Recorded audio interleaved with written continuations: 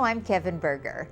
As hard as it is to believe, the presidential election is still over a year away. Meanwhile, November 3rd, 2015 is also an election day, mostly for local city councils, mayors, and school boards.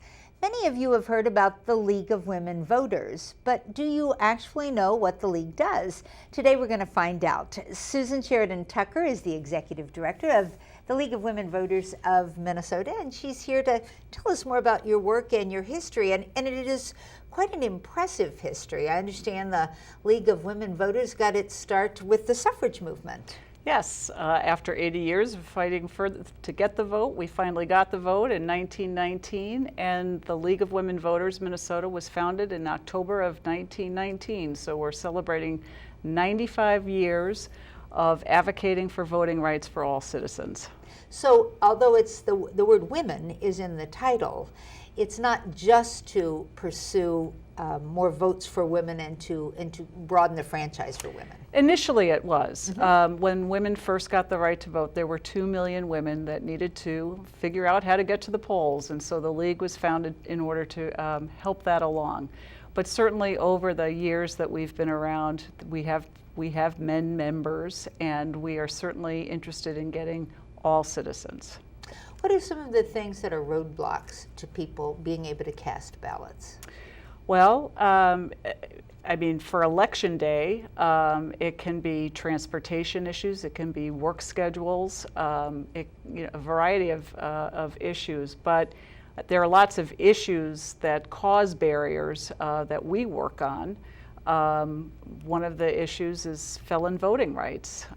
We have members in our community who are living with a past felony, and they are not entitled to vote until they're completely off paper. That means off parole. Yep. Mm-hmm.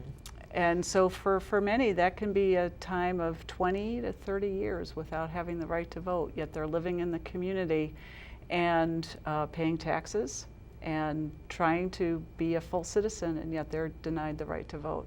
So is that something the League has a position on? It certainly does, Mm-hmm. and we've been at the legislature since 2008 on that particular issue, and we've been working with a wide coalition of groups to restore the vote for 47,000 Minnesotans. Well, there are people who have obstacles to voting, and then there are people who just perhaps don't really fully understand how important it might be that they vote. How do you try to say, hey, this is an important part of being a citizen in a democracy? When people say, my vote doesn't count? Well, your vote certainly does count, and we've seen that in a lot of current past elections where the slim margins between Yes. votes have been very close. So it does matter when people go out to vote. But more importantly, we register a lot of people. We go out into the communities. We're at every naturalization ceremony in this state. And since 2007, we've registered over 63,000, and that's when we started keeping count. Mm-hmm. We started in 1997, and I think we're pretty close to 100,000 new citizens that we've registered to vote. Well, that is quite an impressive legacy, and moving forward, you've got your work cut out for you.